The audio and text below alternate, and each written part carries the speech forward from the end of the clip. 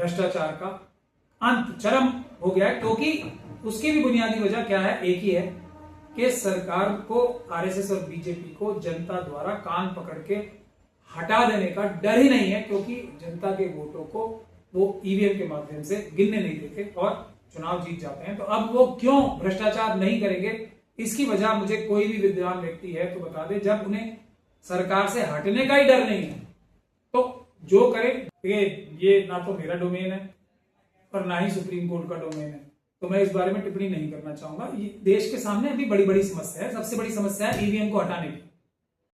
और ये बात राहुल गांधी जी को पता कब लगी? उन्हें पहले से नहीं पता था। जहां एक तरफ अमित शाह जी और मोदी जी होंगे और एक तरफ वो होंगे, तो हर बार जो सबसे ज्यादा सहूलियत पहुंचाएगा मोदी जी और अमित शाह जी को, आरएसएस और बीजेपी को, उसे ही चुना जाएगा। राहुल गांधी जी को इस प्रकार की मीटिंग्स में जाना ही शोभा नहीं देता। जाके क्या करेंगे वो?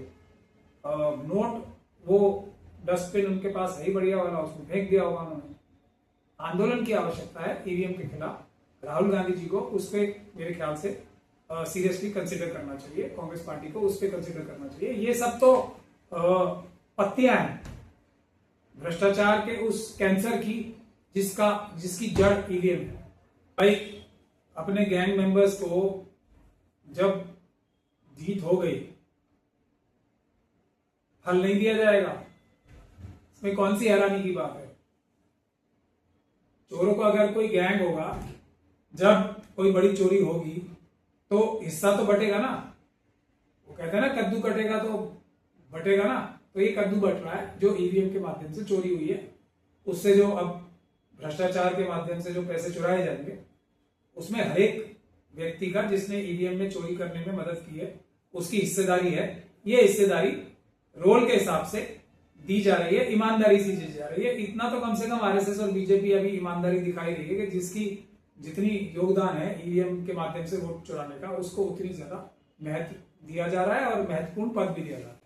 लेखक अशोक कुमार पांडे ने कहा है कि भारतीय मुद्रा सिर्फ डॉलर और यूरो नहीं, पाकिस्तान, बांग्लादेश और श्रीलंका के मुकाबले भी पिछले 1.5 साल में तेजी से गिरी है। ये अंतर्राष्ट्रीय परिस्थितियों नहीं, अर्थव्यवस्था के खराब संचालन का असर है। इसके लिए ईरान अमेरिका युद्ध नहीं, देश की केंद्र सरकार जिम्मेदार है। आपकी क्या टिप्पणी है?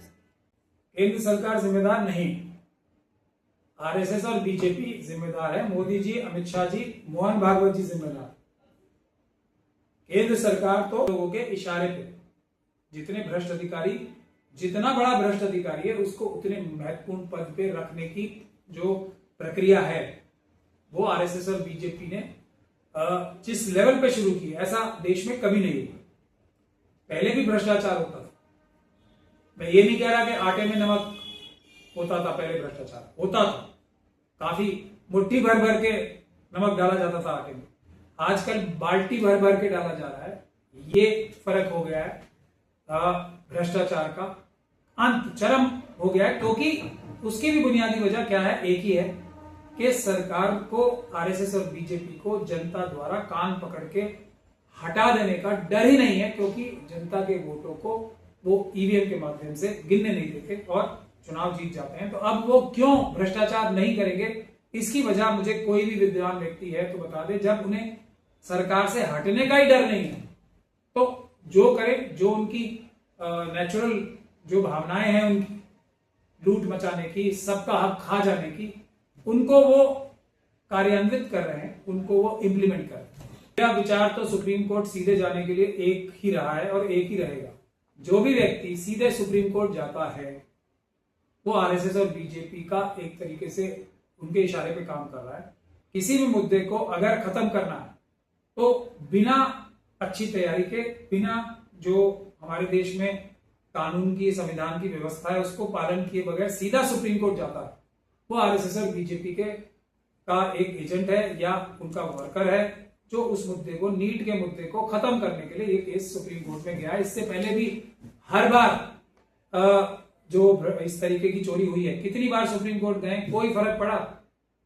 0% भी फर्क पड़ा है तो आप मुझे बता दें, लेकिन फिर भी सुप्रीम कोर्ट जाना ही है। सुप्रीम कोर्ट के जो विद्वान जजेस हैं वो बार बार इस बात को बोलते आ रहे हैं कि सीधे हमारे पास नहीं आना चाहिए, बिना तैयारी के हमारे पास नहीं आना चाहिए।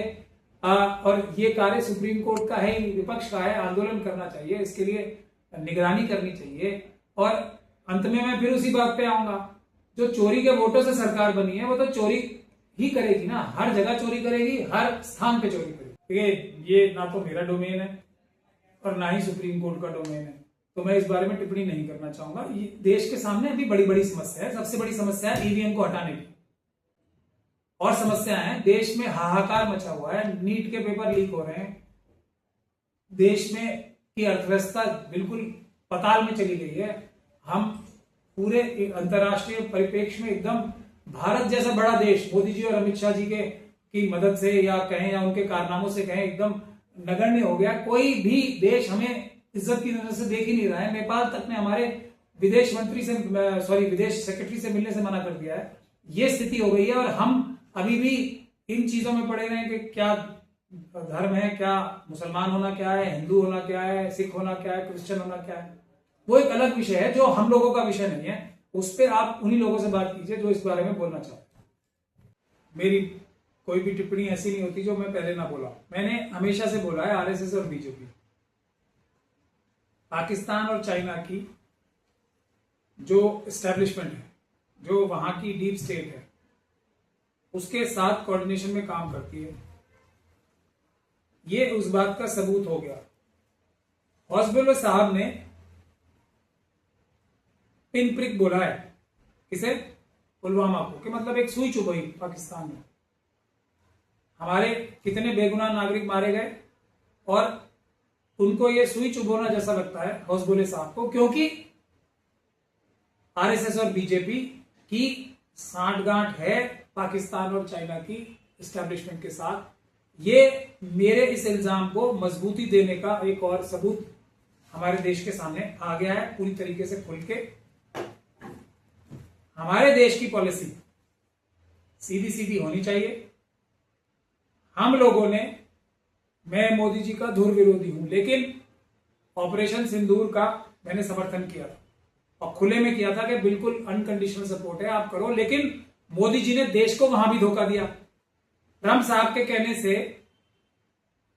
हमारी सेना की सजेशन के विरुद्ध जाके सीज फायर करा दिया। उसके बाद से लगातार आतंकवादी घटनाएं जो पाकिस्तान की तरफ से भारत देश पे हो रही हैं, कश्मीर के बॉर्डर पे लगातार हो रही हैं। ये सांठगांठ है आरएसएस और बीजेपी को, और अब उसका खुला रूप सामने आ गया कि हम लोग भ्रष्टाचार करके पैसे भी कमाते रहे। क्रिकेट इसमें एक बड़ा मुद्दा है, क्रिकेट भी खेलते रहे क्योंकि पाकिस्तान और इंडिया के मैच में ज्यादा दर्शक आते हैं, पैसे ज्यादा कमाए जाते हैं। तो अमित शाह जी के सुपुत्र साहब जो है उनको भी बुरा लग रहा होगा कि इससे हमारा जो पैसे कमाने का धंधा है वो भी कमजोर पड़ रहा है। तो ये एक क्लियर सबूत है आरएसएस और बीजेपी का पाकिस्तान और चाइना की एस्टेब्लिशमेंट के साथ। इससे बड़ा सबूत और क्या दिया जाए, लेकिन कांग्रेस इसे इस तरीके से नहीं बोलेगी। सच्चाई हालांकि यही है, पाकिस्तान और चाइना की एस्टेब्लिशमेंट, वहां की डीप स्टेट और आरएसएस के दोनों के जो मकसद है वो एक ही है, भारत देश को कमजोर करने के लिए, और वो है हिंदू मुसलमान करके देश को कमजोर करना और आपस में हर प्रकार के रिश्ते रखना, अंदर से पैसे चुराने का, भ्रष्टाचार करने का। और अब तो खुल के ही ये बात सामने भी आ गई।